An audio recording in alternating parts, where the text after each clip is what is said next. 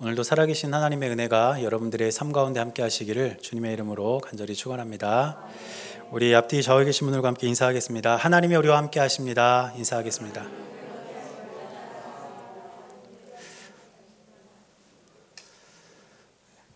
오늘 이래가 처음으로 우리 교회 나왔는데 보셨어요? 네. 자요 지금?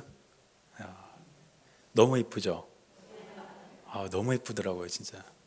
아까 내려와가지고 계속 이래만 쳐다보고 있다가 예배 준비도 늦을 뻔했어요. 너무 감사하고 이제 곧 있으면 이제 사랑이도 태어납니다. 네, 기다려주세요. 우리 이래를 위해서 또 우리 태어날 사랑이를 위해서 기도 많이 해주시고 하나님의 은혜와 사랑이 우리 가정 가운데 늘 넘쳐나게 되시기를 바랍니다. 오늘 우리가 시편 9편 말씀 함께 나누면서 같이 은혜를 좀 나누려고 하는데요. 인류의 역사가 시작된 이래로 한 번도 중단되지 않고 사용된 단어가 두 가지가 있대요. 제 생각에는 더 있을 것 같은데 이 글을 쓰신 분이 두 가지가 있다고 하면서 두 가지를 꼽은데 하나는 뭐냐면 사랑입니다. 사랑. 이 사랑은 어떤 형태로든지 계속 존재해 왔기 때문에 인류의 역사가 계속되면서 한 번도 중단되지 않은 단어가 이 사랑이라는 것이죠. 그리고 또 하나의 단어가 있는데 그게 뭐냐면 전쟁입니다. 전쟁.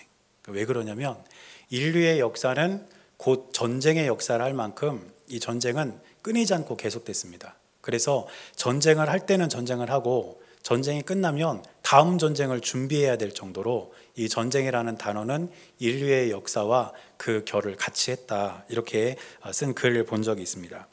그런데 이 사랑과 또 전쟁 이 두 단어의 차이점도 있습니다. 차이점이 뭐냐면 사랑은 그 형태가 거의 변하지 않았어요.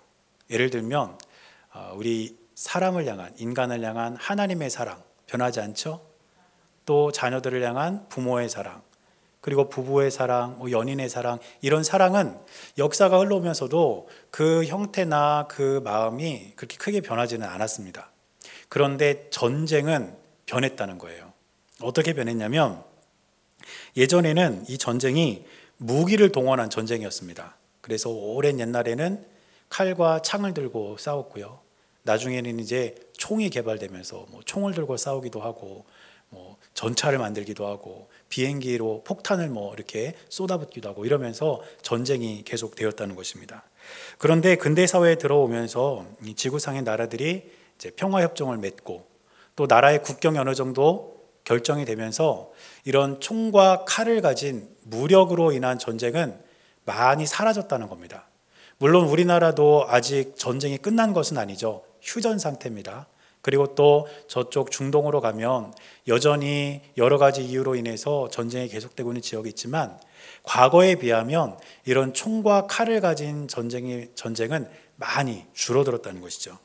그런데 이렇게 총과 칼을 들고 싸우는 전쟁은 줄어들었지만 새로운 전쟁이 우리의 삶에 드러나게 되었다는 것입니다. 그게 뭐냐면 우리 마음의 전쟁이라는 거예요. 그래서 우리의 마음이 그 어느 때보다 심각한 전쟁터가 되었고 또 이런 마음의 상태가 우리 일상으로 이렇게 이어지게 되면서 우리는 총과 칼을 들지는 않아도 이 전쟁이라는 말을 일상 속에서 많이 사용합니다. 그래서 제가 설교를 이렇게 준비하면서 가만히 생각해 보니까 이 전쟁이란 말을 진짜 많이 쓰는 것 같아요. 예를 들면 공부하는 학생들은 입시 전쟁 들어보셨죠? 또 이제 취업을 준비하고 있는 우리 젊은이들은 취업 전쟁, 그리고 자녀를 기르는 우리 부모들은 육아 전쟁, 이런 전쟁들이 있다는 거예요. 그래서 제가 찾아봤더니 입시 전쟁하고 육아 전쟁은 사전에도 공식적으로 올라가 있어요.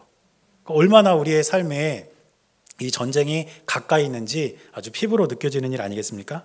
그래서 미국의 카일 아이들먼이라는 목사님이 책을 한 권 썼는데 내 마음은 전쟁터 이런 책을 썼습니다. 그런데 저 책에 보면 우리들의 마음에서 일어나는 전쟁들을 네 가지로 구분을 해요. 첫째는 뭐냐면 신들의 전쟁입니다. 무슨 뜻이냐면 우리의 마음에는 사실 우리를 창조하신 하나님만 모시고 살아야 되는데 우리 인간들은 어리석어서 각종 우상을 우리 마음 가운데 다 담고 살아간다는 거예요. 그래서 우리 마음에 있는 수많은 신들이 그 안에서 서로 전쟁, 싸움을 벌인다는 것이죠. 믿는 사람들조차도 우리가 하나님을 믿지만 때로는 다른 일들을 이렇게 하는 사람들이 있고 다른 신을 찾아가는 사람들이 많다는 거 아닙니까? 지난번에 어떤 기도회에 어떤 분이 나와서 간증을 하는데 그분이 어떤 분이냐면 무당이에요, 무당. 근데 회심한 무당이에요. 근데 이분이 이제 무당 그 일을 하다가 나중에 예수님 믿고 회심해가지고 기도회에 이제 나오셔가지고 간증을 하는 거예요. 근데 뭐라고 하냐면 우리 단골 고객 중에 30%는 교회 다니는 사람이라는 거예요. 하나님을 믿는다고 하면서도 결정적인 때가 되면은 뭔가 확실하고 분명한 말 한마디, 그리고 확실하고 분명한 어떤 보이는 것을 좀 원하니까 무당을 찾아가는 거 아니겠습니까? 그만큼 우리의 마음에는 여러 신들이 싸우는 전쟁터라는 거죠. 그리고 두 번째는 뭐냐면 쾌락의 전쟁입니다. 쾌락의 전쟁.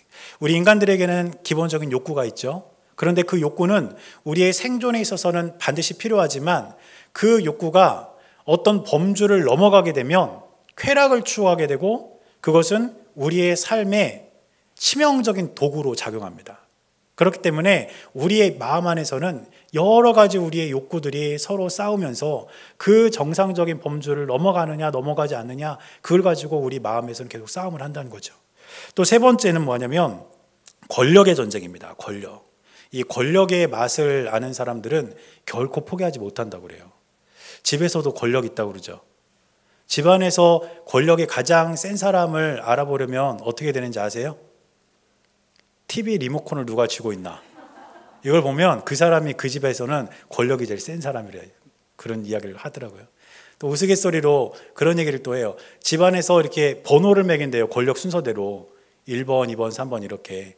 그래서 전에 이제 제가 사역하던 교회에서 이제 뭐 편하게 우리 집사님들하고 같이 이야기를 하는데 우리 집사님은 몇 번이냐고 이렇게 물어보는 거예요. 몇 번이라고 대답을 하더라고요. 그래서 그럼 집사님 몇 번이세요? 그랬더니 자기가 5번이래요. 그래서 아니 그 집에는 식구가 4식구인데 왜 5번이냐고 했더니 강아지가 한 마리 있다는 거예요. 그렇게 그냥 우스갯소리로 그런 이야기도 했는데 어쨌든 이 권력, 이건 뭐 지금 이야기한 건 우스갯소리지만 세상에서의 성공을 향한 집착, 또 이 세상에서의 권력을 잡기 위해서 우리 내면에서는요 엄청난 전쟁이 일어난다는 거예요.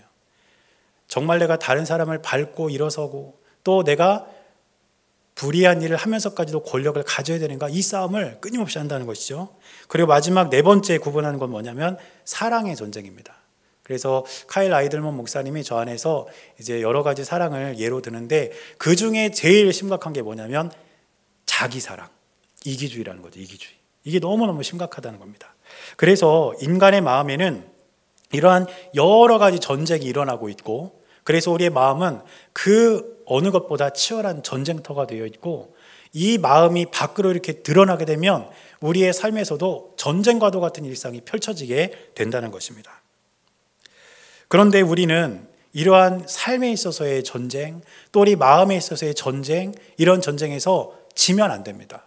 왜냐하면 전쟁에서 지는 것은 곧 죽음이었듯이 우리가 우리 내면의 전쟁에서 우리가 지면 우리의 삶은 파괴되는 것이고, 우리의 삶의 전쟁에서 우리가 져서 어긋날 길로 걸어가게 되면 그것은 우리의 삶이 파멸로 걸어가는 것이기 때문입니다. 그래서 우리는 삶의 전쟁에서 승리해야만 비로소 하나님의 뜻을 따라서 하나님의 자녀답게 살아갈 수 있다는 것을 우리는 꼭 기억해야 될 줄로 믿습니다. 오늘 우리가 함께 읽은 시편 9편이 다윗이 지은 시인데, 이 다윗이 오늘 이 시를 어떤 상황에서 썼는지 우리는 모릅니다. 왜냐하면 표제어에도 안 나와 있고 또 시의 내용을 봐도 이게 도대체 어떤 상황인지는 구체적으로 알 수 없어요. 그런데 이 내용을 살펴보면 한 가지 확실한 게 있습니다. 그게 뭐냐면 전쟁과도 같은 상황에서 하나님께서는 공의롭게 심판하시고 역사하셔서 승리를 안겨주시는 사실에 대해서 다윗이 지금 찬양하고 있다는 거예요. 다윗은 누구보다 전쟁 같은 삶을 살았던 사람입니다. 아주 치열하게 살았어요. 실제로 다윗은 전쟁도 많이 치렀지만 그 내면에 있어서의 전쟁과도 같은 일들이 얼마나 많이 있었는지 모릅니다. 그런데 다윗이 오늘 이 시를 지어 부르면서 하나님께서 나에게 승리의 노래를 부르게 하셨다는 것을 믿음으로 고백하고 있다면, 저와 여러분들 역시 우리가 경험하고 있는 삶의 전쟁이 다윗이 경험한 그 전쟁과는 다를지라도 우리가 이 땅에서 승리의 노래를 부를 수 있는 원리는 같다고 믿습니다. 그래서 오늘 시편 9편을 통해서 우리가 전쟁과도 같은 삶을 살아가면서 어떻게 하면 우리가 승리의 노래를 부르며 하나님의 자녀로서 이 땅을 살아가고 있을지 몇 가지를 한번 살펴보도록 하겠습니다. 먼저 우리가 우리의 일상에서 승리의 노래를 부르려면 하나님께 감사해야 될 줄로 믿습니다. 오늘 본문의 1절 말씀 보니까 다윗은 시를 시작하면서 이렇게 고백합니다.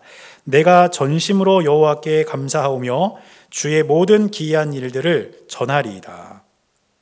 지금 다윗은 하나님께 승리의 노래를 부르면서 가장 먼저 하나님께 감사한다 이렇게 고백하고 있습니다. 제가 이렇게 최근에 이 감사에 대해서 많이 묵상을 하게 되는 것 같아요. 왜 그러냐면 이제 돌아오는 주일이 맥주감사 주일이잖아요. 그렇죠?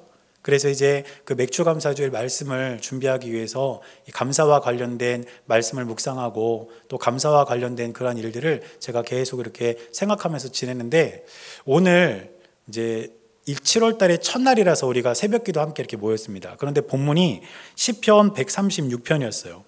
근데 시편 136편은 구절마다 감사가 들어있습니다.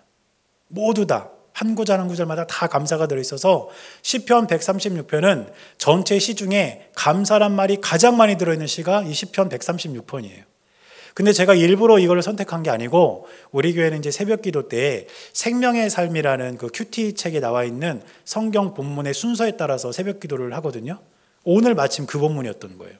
그래서 오늘 새벽에도 제가 어제부터 말씀을 준비하면서 그 감사에 대해서 묵상을 하게 되었고 또 오늘 이 말씀을 준비하다 보니까 다윗이 시편 9편을 고백하면서 가장 먼저 감사를 고백하고 있는 거죠. 그래서 제가 이번 주에는 정말 의도치 않게 이 감사에 대해서 많이 묵상도 하고 생각도 하고 그렇게 되는 것 같습니다. 그런데 오늘 1절 말씀에서 기록되어 있는 이 내용은 두 가지로 번역이 될 수가 있습니다. 히브리어 문법에 따라서 두 가지로 번역을 할 수가 있는데 먼저 3절 말씀과 관련해서 번역을 할 수가 있는데요. 3절 말씀을 보면 이렇게 기록합니다. 내 원수들이 물러갈 때에 주 앞에서 넘어져 망함이니이다. 이 3절 말씀과 1절 말씀이 어떻게 관련이 되어서 번역이 되냐면 3절이 1절의 이유가 되는 겁니다. 쉽게 말하면 하나님께서 원수들을 물리쳐 주셨기 때문에 하나님께 감사를 드린다는 거예요. 그러니까 순서만 바뀌었을 뿐이죠. 하나님께 먼저 감사하고 그 뒤에 그 이유를 지금 기록하고 있는 것입니다. 이것이 이제 첫 번째 방법에 의한 번역이라면 두 번째 방법에 의한 번역은 어떤 번역이냐면 승리에 대한 조건이 없어도 미리 감사한다는 거예요. 아직 나에게는 승리가 없어요. 그런데 내가 여전히 하나님께 감사하겠다는 것이죠. 왜냐하면 앞으로 나에게 주실 승리를 믿고 감사하는 겁니다. 그러니까 이 1절 말씀은 나에게 승리를 주셨기 때문에 감사하는 것인 동시에 앞으로 주실 승리를 기대하고 믿으면서 감사한다는 겁니다. 이것이 오늘 1절 말씀에 담겨 있는 두 가지 의미입니다. 지금 다윗은 이렇게 하나님께 미리 감사하면서 승리를 기대하고 있는 것을 볼 수가 있는데 왜 그러냐면 이 전쟁이 사실은 한 번으로 끝나는 것이 아니기 때문입니다. 여러분 그렇지 않습니까? 전쟁이 한 번으로 끝나는 것이 아니잖아요. 그런데 다윗은 그걸 잘 알았던 거죠. 하나님께서 나에게 전쟁에서의 승리를 안겨주셨기 때문에 나는 감사한다. 그러나 또 다른 전쟁이 나에게 다가올 것을 내가 잘 알고 있는데 그 전쟁도 나에게 승리를 안겨주실 것을 내가 믿고 감사한다. 이렇게 다윗은 감사하고 있었다는 것입니다. 그러므로 저와 여러분들에게도 이러한 감사가 있어야 될 줄로 믿습니다. 우리에게 승리가 있고 좋은 일이 있을 때 감사하는 것은 사실은 누구나 할 수 있는 일이에요. 우리에게 기쁜 일이 있고 승리가 경험이 되고 이런 일이 있을 때 우리는 얼마든지 감사할 수 있지 않겠습니까? 그런데 승리가 눈앞에 보이지 않는 상황에서 감사할 수 있는 것은 아무나 할 수 있는 일은 아닙니다. 그렇지만 이미 우리에게 승리를 경험하게 하시고 이미 우리에게 은혜를 주신 하나님을 우리가 신뢰한다면 하나님께서 앞으로 우리에게 주실 그것을 우리가 믿고 감사할 때에 우리는 날마다 승리의 노래를 부르며 하나님께 영광 돌리는 삶을 살 수 있게 될 것입니다. 그렇기 때문에 저와 여러분들이 정말 우리가 승리의 노래를 부르기 원한다면 모든 일에 대해서 하나님께 감사하는 삶을 살아가는 저와 여러분들의 삶이 될 수 있기를 간절히 바랍니다. 그리고 두 번째로는 우리가 전쟁과도 같은 삶 속에서 승리의 노래를 부르려면 하나님 편에 서야 됩니다. 오늘 본문의 4절을 보니까 다윗이 이렇게 고백합니다. 주께서 나의 의와 송사를 변호하셨으며 보좌에 앉으사 의롭게 심판하셨나이다. 하나님은 공의로우신 분이라는 거예요. 그래서 하나님은 악인을 멸하시고 원수를 반드시 멸망시키는 분이라는 것입니다. 그래서 이어지는 5절과 6절을 보니까 이렇게 기록합니다. 이방 나라들을 책망하시고 악인을 멸하시며 그들의 이름을 영원히 지우셨나이다. 원수가 끊어져 영원히 멸망하였사오니 주께서 무너뜨린 성읍들을 기억할 수 없나이다. 이게 무슨 의미겠습니까? 우리가 만약에 악인이라면, 우리가 하나님과 원수된 자라면, 그래서 우리가 하나님의 편에 서 있는 게 아니라 악한 편에 서 있다면 우리는 절대로 승리를 누릴 수가 없다는 것입니다. 승리의 노래를 부르는 게 아니라 패배의 울음을 울 수밖에 없는 것이 악한 자의 편에 선 자, 바로 그 사람의 모습이라는 것이죠. 그러나 우리가 악인이 아니라 하나님의 뜻에 합한 삶을 살아간다면 우리는 승리의 노래를 부를 수 있을 줄로 믿습니다. 그래서 우리가 꼭 기억해야 될 것이 있는데, 그게 뭐냐면 우리는 언제나 하나님 편에 서 있어야 된다는 거예요. 우리가 흔히 기도할 때 그렇게 기도하죠. 하나님 내 편이 되어 주십시오. 주님, 내가 이런 상황이 있고 이런 어려움이 있는데 하나님 내 편이 좀 되어 주시면 안 됩니까? 이렇게 우리가 기도할 때가 있습니다. 틀린 기도는 아니죠. 그렇지만 이것보다 더 바른 기도는 무엇이냐면 내가 하나님의 편이 되어달라고 기도하고 내가 하나님의 편에 서는 것이 훨씬 더 바르고 복된 기도라는 것을 우리는 꼭 기억해야 합니다. 미국의 16대 대통령이 여러분들이 잘 아시는 링컨 대통령입니다. 그런데 이 링컨 대통령은 여러분들이 아시는 것처럼 노예 해방을 이끈 아주 위대한 대통령 아닙니까? 그런데 사실은 이 노예 해방 때문에 미국에서 전쟁이 일어났어요. 남쪽과 북쪽으로 이렇게 나눠져 가지고 링컨은 노예 해방을 주도하는 북쪽, 북군이었고 노예 해방을 반대하는 사람들이 남쪽에서 이렇게 세력을 키워가지고 남군으로 이렇게 자리를 잡으면서 전쟁이 일어났습니다. 그리고 오랫동안 전쟁이 지속되는데 한 번은 매우 중요한 그런 일전을 남기고 있었는데 링컨이 그 전쟁을 앞두고 이제 전장에서 간절한 마음으로 하나님께 기도를 하고 있었어요. 근데 그 링컨의 참모가 그렇게 기도하는 링컨 곁에 있다가 기도를 마치고 링컨이 이렇게 나오니까 뭐라고 이야기했냐면, 대통령님, 하나님이 우리 편이 되어주시겠죠? 이렇게 이야기한 거예요. 그랬더니 그때 링컨이 그 참모에게 뭐라고 했냐면, 하나님이 우리 편이 되는 게 중요한 게 아니라 우리가 지금 하나님의 편에 서 있는가가 중요한 것이다.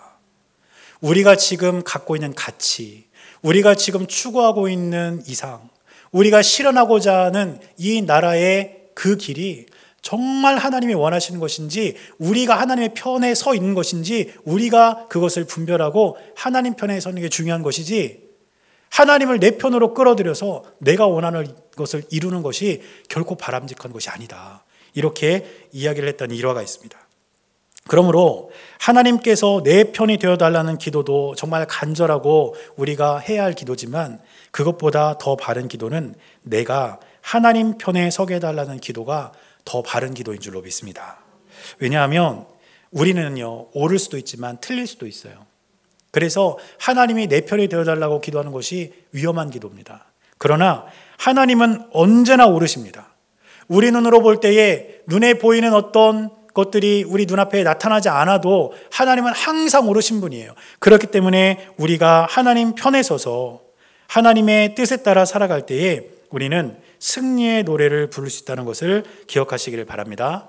그래서 우리의 마음에 전쟁이 일어날 때에 우리는 우리 마음이 시키는 대로, 내 마음대로 그렇게 행하는 것이 아니라 하나님 뜻에 맞는 것이 무엇인지 분별하고 하나님 편에 서시기를 바랍니다.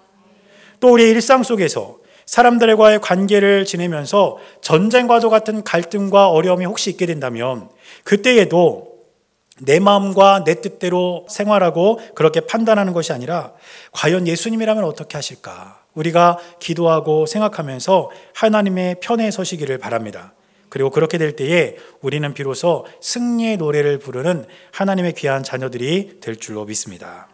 그리고 마지막으로 우리가 승리의 노래를 부르려면 하나님께로 피해야 합니다. 오늘 우리가 읽은 본문의 9절 보니까 다윗은 하나님을 요새로 비유를 하는데 이렇게 기록합니다. 여호와는 압제를 당하는 자의 요새이시오 환난 때의 요새이시로다. 이렇게 기록을 하는데 이 요새라는 말이 군사용어입니다. 그런데 백과사전에서 이 요새라는 말을 찾아보니까 이렇게 기록되어 있습니다. 적의 어떠한 공격에도 견딜 수 있도록 조직적이며 견고하게 구축된 군용 시설 또는 그와 같은 시설이 되어 있는 전략적 요지. 어렵게 이렇게 설명해놨지만 쉽게 말해서 전쟁이 났을 때 제일 안전한 피난처, 이게 요새라는 거예요. 요새로 들어가면 전쟁이 나도 살 수 있는 확률이 훨씬 높아집니다. 그런데 지금 다윗은 하나님을 바로 이 요새에 비유하고 있는 것이죠. 그리고 다윗이 지은 시를 보면 다윗은 이 요새라는 말을 굉장히 많이 씁니다.